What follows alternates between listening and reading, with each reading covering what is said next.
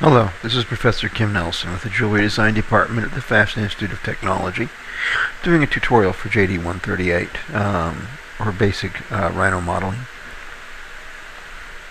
This tutorial we're going to facet our 10mm diamond. Here's the 3D stone we have drawn previously. There are really only a couple of things I can use as they are in this drawing for an accurate stone model, and that is these two planar flat curves.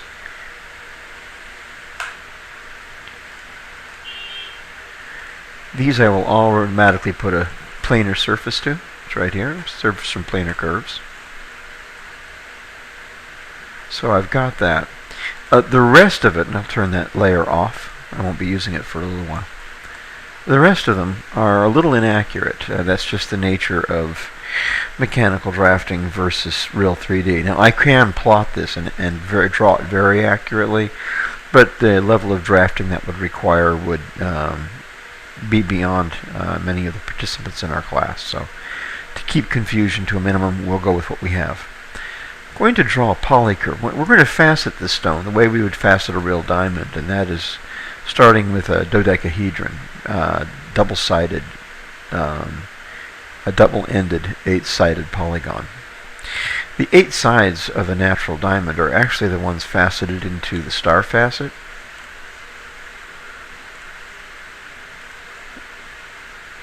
Which is here.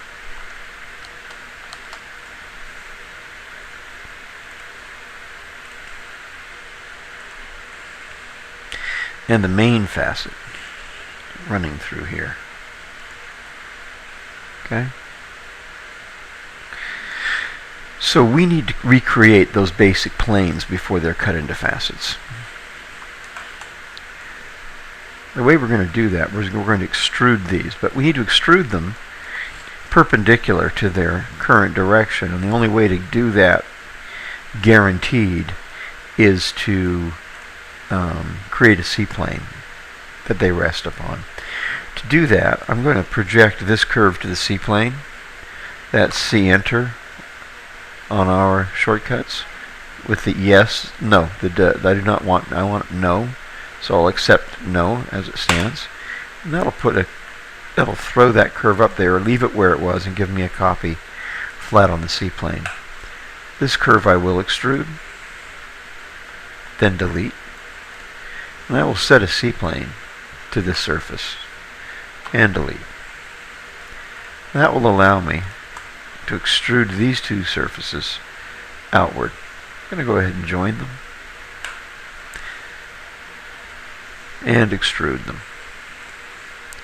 The distance I'm going to extrude is important. I need it to be about at least the width of this, and I really want it to go about half again as wide. So holding down my Alt key so my snap doesn't grab, I'm just going to pull it out to about there. Returning to my top C-plane so I can do a polar array. I'll array this 8 times. Okay? And then trim off any surplus. So I'll select everything, go to my top view, hit trim, and then basically go after these little corners.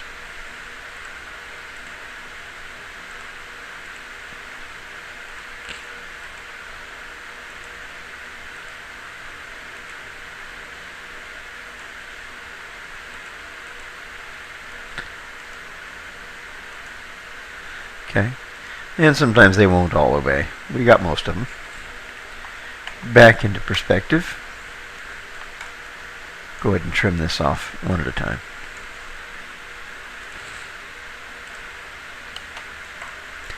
In trim, select object to trim.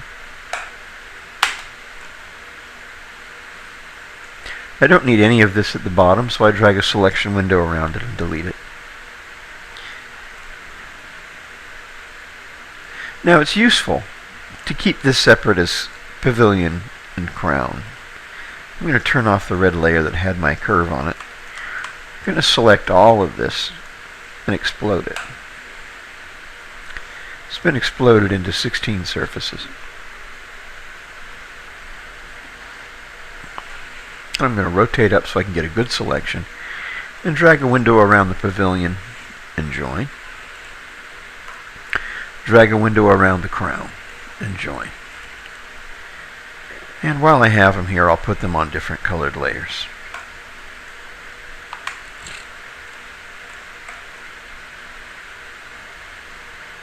Okay. I don't like those colors. Oh.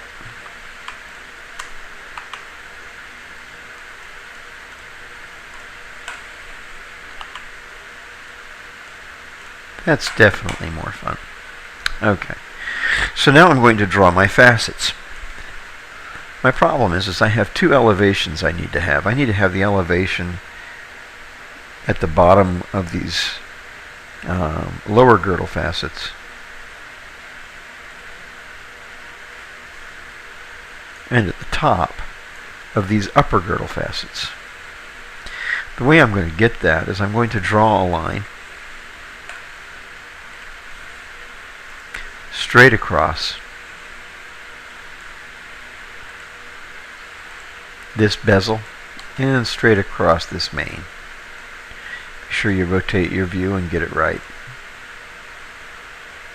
Okay, so I've got it going from hip to hip here and from hip to hip there.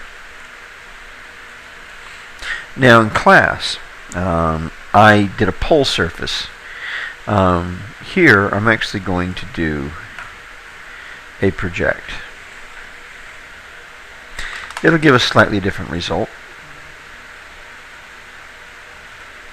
I'll start with this. Actually, just start with the crown. Activated my front C-plane. You can see it back in behind there. And I'm going to get a cutting plane. We talked about those in class. And I'll just drag from the end. I'll click at this end and click at that end. Now the problem is I had the wrong thing selected. It gave me a cutting plane of that curve, which I don't need. Turn on wireframe so I can see.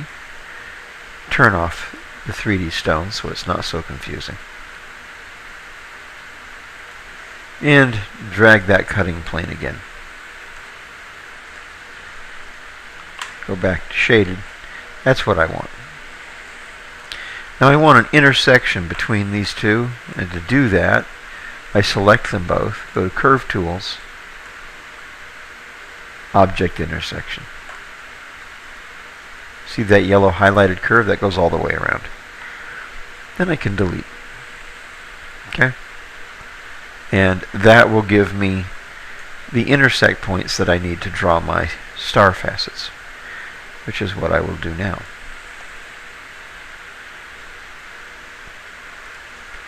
Starting at this end point, to that end, to the midpoint,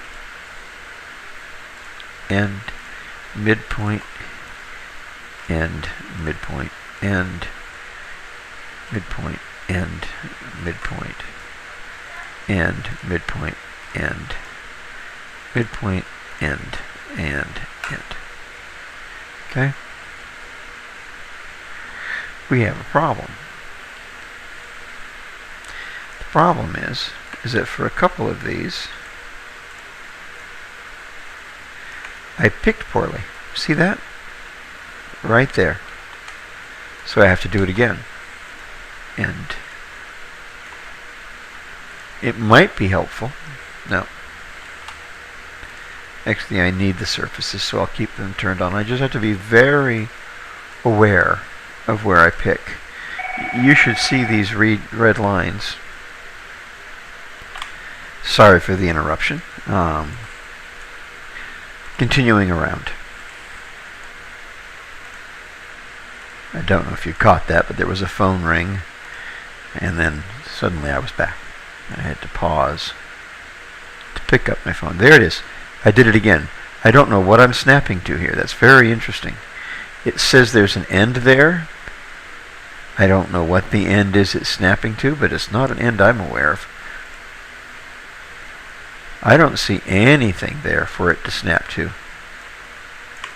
Ah, yes there is.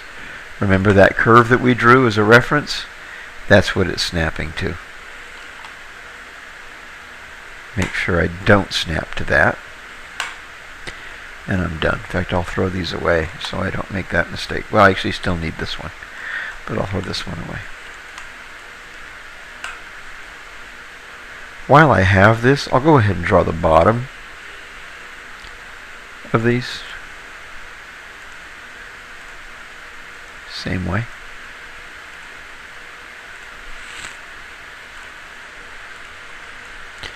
Go ahead and draw out these bezel facets. Now yes, I could do just one of these and polar array it. That would also work.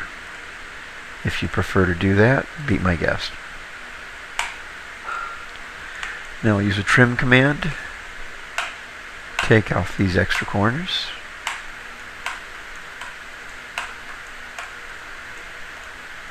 Delete the curve while it's selected. Trim. Oops, undo. Yeah, if you hit the wrong thing, just hit Control Z. Okay, enter to finish my trim. That curve remains selected. The reason it remains selected is I pre-selected it. If you pre-select when you trim, it'll remain selected after you trim. If you do not pre-select, it won't. The beauty of having it pre-selected and then remaining is if you don't need the curve anymore while it's selected, you can just hit delete. It speeds you up a little bit. Okay? I don't need this curve anymore.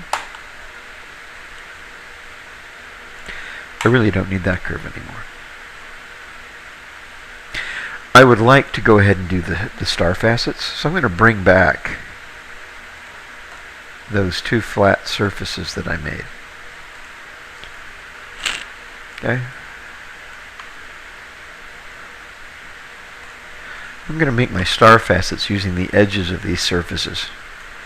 Rhino sees a surface edge the same as a curve. So surface tools, planar, edge, edge, edge.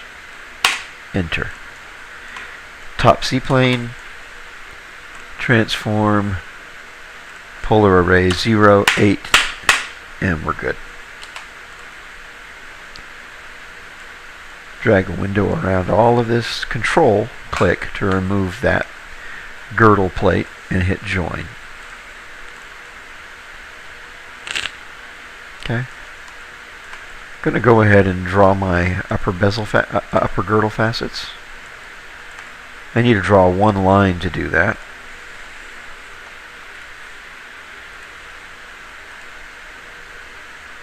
So I'll draw that line. And then I will create the facet. Surface tools, planar surface. From this curve, this edge, that edge. Remember, if it's a closed triangle, it's automatically planar. I can throw away that curve. I'd put it right here. I oriented where I oriented it so I could mirror it easily. So I'm going to mirror it to the other side. Join them together. And polar array. 0 for the center. 8 items. Drag a window around. Control click to remove that blue girdle plate and join. That's the finished crown. I'm going to repeat the process for the pavilion.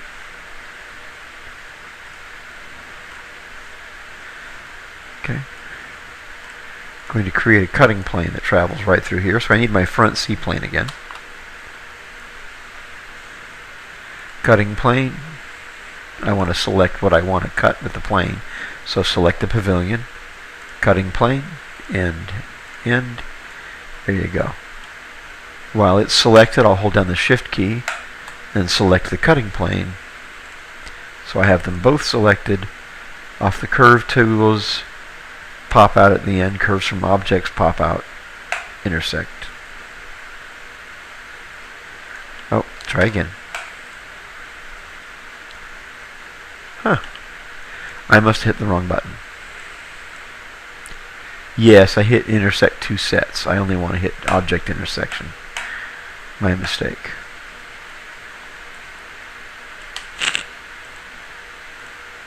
I can delete that curve.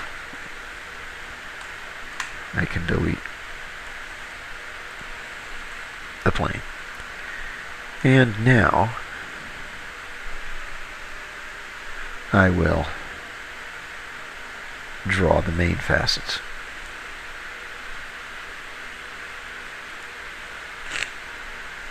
Starting in the middle, down, down, down, down,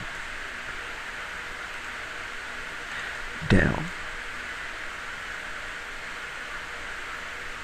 Make sure you pick the right place. Down. Down. And up. Down. And up. Use this poly curve to trim off these pocketed corners here.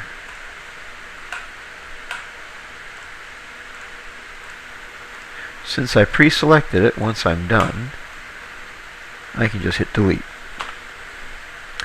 I no longer need this curve. Okay. Now I'm going to draw the,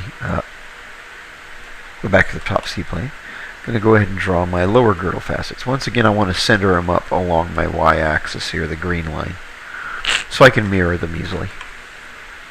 I could also line them up along the red or the X, just something 90 degrees so I can do an easy mirror.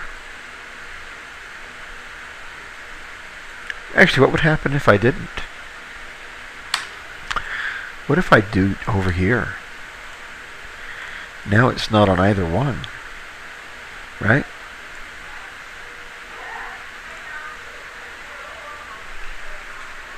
I will.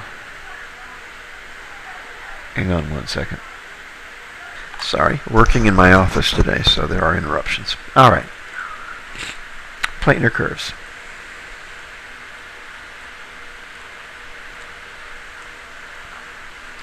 I have my surface now. I want to mirror it, but I don't have a 90-degree way to do that. I don't need one. I can mirror it along its own edge.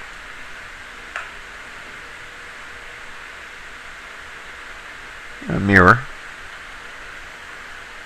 end, end. I'll do it from here. Mirror, end. So it works there too. Join. Array polar. 0, 8.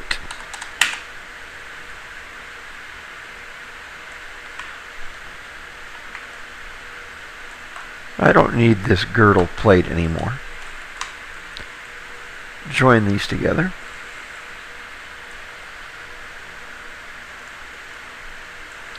Join these two together. Now, once these join, this should be an airtight solid by Rhino's definition. And if it is, it'll flash briefly and go dark, like that. That means if I hit join, it won't let me, because can't join a closed poly surface. Okay? So that's completed. I can emap it. And that's it. Thanks for watching.